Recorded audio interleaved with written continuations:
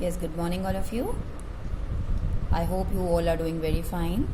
So, children, today I am going to explain you about cash book. We are going to start cash book.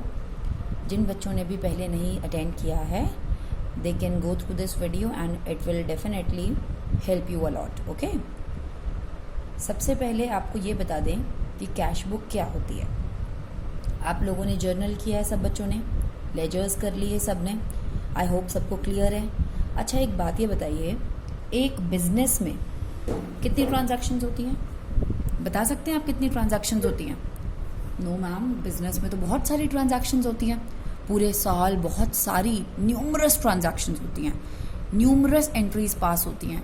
तो अब क्या होता है बेटा, इतना सारा काम हम केवल एक बेचारी जर्नल बुक पर नहीं डाल सकते. क्यों? क्योंकि ऐसे तो जर्नल बहुत हौच पौच हो जाएगी. बहुत सारी ट्रांजैक्शन, आपको पता है, सामान लिया, सामान दिया, सैलरी दी, वेजेस दी, क्लीनर को दिया, सामान खरीदा, उधार पे लिया, ये दिया, बिजली का बिल दिया, पानी, मतलब देयर आर न्यूमरस एंट्रीज, आप सबको पता है, जिसमें हमारी बिजनेस में होती है. तो होता क्या है कि जर्नल पे बहुत सारा लोड पड़ जाता है. तो जर्नल अपने फ्रेंड्स से बात करती है, कहती है यार मैं ना अकेली बुक बेचारी इतनी सारी ट्रांजैक्शंस का बोझ नहीं झेल सकती. तो उसी टाइम कुछ बेस्ट फ्रेंड्स आगे आ जाते हैं. उन बेस्ट फ्रेंड्स को बोलते हैं स्पेशल पर्पस बुक. वो कुछ स्पेशल फ्रेंड्स होते हैं, स्पेशल पर्पस बुक, इसीलिए उनको हम स्पेशल पर्पस बुक्स देते हैं. वो बुक्स की जो बेस्ट फ्रेंड्स होती हैं, वो जर्नल की जो वो आ जाती हैं, वो ये कहती हैं यार तू अकेली कितना बोझ संभालेगी, चल हम फर्स्ट स्टेप से ही तेरा बोझ हल्का कर लेते हैं. तो ऐसे में क्या होता है, कुछ एंट्रीज ऐसी होती हैं जो बिना जर्नल में जाए सीधा अपने अपने बुक्स में चली जाती हैं. जैसे कि कैश बुक जो होती है, वो क्या कहती है कि यार जर्नल, तुझे ना कैश के आइटम्स रिकॉर्ड करने की ज़रूरत नहीं है, मैं अपने सारे आइटम्स अपनी बुक में ले जाती हूँ. तो at the very first step ही जब कोई एंट्री कैश से रिलेटेड आती है, तो जर्नल में ना डाल के हम सीधा उसको कैश बुक में डाल देते हैं. यहीं पर कैश बुक में डाल देते हैं, जो आज हम चैप्टर पढ़ेंगे. फिर ऐसी कुछ एंट्रीज होती हैं जो सेल्स की होती हैं, वो हम सीधा वहाँ जर्नल में न डाल के सेल्स बुक में डाल देते हैं. कुछ एंट्री होती हैं सेल्स रिटर्न की होती हैं, परचेज रिटर्न की होती हैं, तो वो भी हम सीधा उनकी बुक्स में डाल देते हैं, जर्नल में नहीं डालते. इसका मतलब क्या है कि इसका जर्नल नहीं बनेगा. इनका जर्नल जो है वो यही कैश बुक है. आपको इनका अलग से जर्नल बनाने की ज़रूरत नहीं होती है. लेकिन आपने चैप्टर जर्नल एंट्रीज किया है just to learn how to make journal entries. इसका मतलब ये नहीं है कि मैं क्वेश्चन दूंगी तो आप बोलोगे कि मैम मैं तो कैश की एंट्री पास नहीं करूंगा. मैं आपको कैश बुक समझा रही हूँ कि कैश बुक का ओरिजिन, इसका स्टार्टिंग कैसे हुई. तो कैश बुक ने कहा कि मैं अपने कैश से रिलेटेड सारी एंट्रीज अपनी बुक में रिकॉर्ड कर लूँगा. चलिए, ये तो थी इसकी छोटी सी इंट्रोडक्शन पार्ट. अब हम बात करते हैं कि कैश बुक जो होती है उसमें क्या होता है. कैश बुक को हम कौन सी बुक बोलते हैं? Special purpose book. स्पेशल क्यों बोला हमने इनको? क्योंकि ये बिल्कुल टाइम पर आके अपनी फ्रेंड जर्नल की हेल्प करने आ गए. ऐसे बहुत सारी और भी बुक्स होती हैं जो कि हम नेक्स्ट चैप्टर में पढ़ेंगे. तो these type of books which are not recorded in journal, they are directly posted in their books. Cash के आइटम कैश बुक में, सेल्स के आइटम सेल्स बुक में. तो ऐसी बुक्स को हम स्पेशल पर्पस बुक कहते हैं, क्योंकि हम इनकी एंट्री जर्नल में नहीं कर रहे, और जर्नल जो होता है वो पहला स्टेप होता है. तो इनकी एंट्री भी हम पहले स्टेप में इन्हीं की बुक में कर रहे हैं, इसीलिए हम इनको प्राइमरी बुक या प्राइमरी एंट्री जिसमें की जाती है वो भी बुक बोल सकते हैं. तो these type of books, cash book, sales books, purchase return, sales return, these type of books are called special purpose book. In chapter number 10 we are going to study about one of this kind, that is cash book. हम केवल cash book के बारे में पढ़ेंगे. इसका मतलब ये होता है, इसकी जर्नल नहीं बनती तो मैम लेजर कहाँ से बनेगी? फिर जर्नल नहीं बनेगी तो बिल्कुल अप्रोप्रिएट क्वेश्चन पूछा है. इसका लेजर इन्हीं अकाउंट्स में से बनता है. कैश बुक का तो लेजर बनेगा नहीं, ना कैश बुक का जर्नल बनेगा, ना कैश बुक का लेजर बनेगा. यही इसका जर्नल है और यही इसका लेजर है. लेकिन इसमें बहुत सारे अलग अलग items, bank, wages, drawing, furniture, इनका लेजर इसी बुक से बनेगा. ठीक है, let's not complicate the things. आपने जो जर्नल पढ़ा हुआ है वो बिल्कुल ठीक पढ़ा हुआ है. अब हम डायरेक्ट मुद्दे पर आते हैं, कैश बुक पर. अच्छा, अब कैश बुक हम जो करने जा रहे हैं आज, 2 टाइप्स की होती है. एक होती है सिंपल कैश बुक और एक होती है यानी कि सिंगल कॉलम कैश बुक, एक होती है double column cash book. We have already done few questions related to cash book. I am coming to the point now.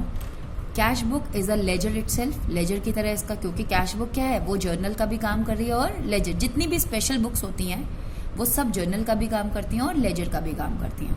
Pro forma वही लेजर वाला, date particulars LF amount, date particulars LF amount. Okay, क्योंकि ये cash book है, आप सबको पता है debit side means cash आया, क्योंकि आपका रूल है क्लियर का, all assets are debited when increase.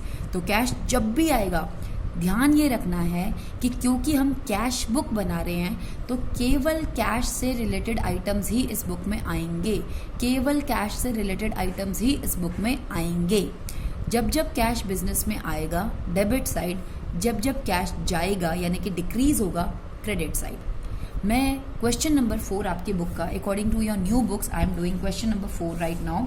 We have already done 3 questions in the class, so just to explain this I am doing question number 4. From the following, prepare single column cash book of Suresh and post them in ledger accounts. अभी आपको laser नहीं बनाना है, मैं केवल आपको cash book बना रही हूँ. सबसे पहले छोटी छोटी बारीकियाँ, यूटी में भी मार्क्स कटे हैं. सबसे पहले किसकी कैश बुक बन रही है, ये सुरेश की. In the books of Suresh, in the books of Suresh, कुछ भी अगर नाम लिखा है आप वो लिखेंगे, फिर आप लिखेंगे नीचे cash book, date particulars LF amount, date particulars LF amount. Point number 1, cash in hand. कोई ट्रांजैक्शन नहीं है, ये पहले का बचा हुआ पैसा है. तो इसको मैंने आपको सिखाया है, क्या बोलते हैं इसको, बैलेंस बीडी. बैलेंस बीडी, क्योंकि हम कैश का बना रहे हैं एंड कैश का बैलेंस डेबिट होता है, इसलिए हम बैलेंस बीडी डेबिट साइड पर लिखेंगे. 1 अप्रैल की हमने डेट डाल दी है और हमने यहाँ लिख दिया 6400. उसके बाद बोला रिसीव्ड कैश फ्रॉम अनुपमा. हमें कैश मिल रहा है, बिजनेस के पास कैश आ रहा है. जब जब आएगा डेबिट साइड, डेट डालेंगे 3 अप्रैल. किसने दिया कैश, अनुपमा ने. कितना कैश दिया, 1 लाख, तो 1 लाख रुपीस लिख देंगे. April 4th, paid into bank. हमने बैंक में पैसा दे दिया, पैसा बिजनेस से जा रहा है, तो जा रहा है मतलब क्रेडिट साइड. 4 अप्रैल को हमारे पास से पैसा जा रहा है, तो क्या लिखेंगे, बैंक. सब बच्चों को ये तो पता है ना, किसी चीज का भी लेजर बनाते हो उस आइटम का नाम नहीं आता. कैश बना रहे हो, you will not use cash anywhere. गलती से, चलो ये आएगा तो मैं ठीक करूंगी. चलिए 4 अप्रैल को हमारे पास से पैसा जा रहा है, तो हमारा बैंक लिखेंगे 80,000. रिसीव्ड फ्रॉम भूमिका एज कमीशन. हमें भूमिका ने कमीशन दी.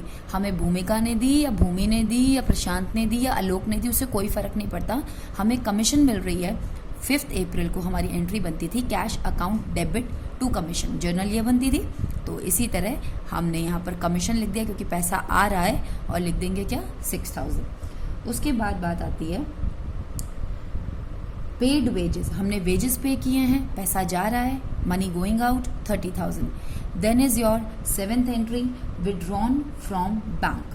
हमने पैसा विड्रॉ किया है बैंक से, कितना, 30,000. Here you will write bank not cash. हमने पैसा बैंक से विड्रॉ किया है, पैसा आ रहा है 30,000. इसके बाद आ जाता है परचेज गुड्स फ्रॉम अशोक. इसकी एंट्री नहीं होगी क्योंकि नाम दिया है अशोक का, इसका मतलब हमने उधार पर खरीदा है. कैश बुक का one of the salient feature is कि only which that item will be recorded जिसमें कैश का इन्वॉल्वमेंट है. कैश सेल्स, हमने बेचा और कस्टमर ने हमें कैश दे दिया, सेल लिखेंगे 10,000. उसके बाद है ड्रीव कैश फॉर पर्सनल यूज. हमने बिजनेस से पैसा निकाल लिया पर्सनल यूज के लिए, बिजनेस के पास से कैश जा रहा है 10,000, लिखेंगे क्या, ड्रॉइंग. फिर है 12th, फर्नीचर खरीदा, अगेन पैसा जा रहा है, कितना पैसा जा रहा है, 4,000. 13th अप्रैल रूमा को पैसा दिया, रूमा लिखेंगे 1200. Paid to Ganguly brothers for office fan. हमने एक ऑफिस फैन खरीदा था, किसी से भी खरीदा हो, पैसा जा रहा है क्योंकि पेड लिखा है, तो 14th अप्रैल में आप लिखेंगे फैन और 1500. Then is your paid life insurance premium from office cash.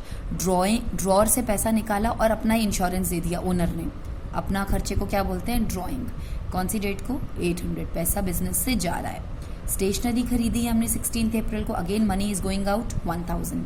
17th अप्रैल को ऑफिस के खर्चे दिए हमने, again money is going out 500. whenever money goes out credit side, whenever money comes in debit side.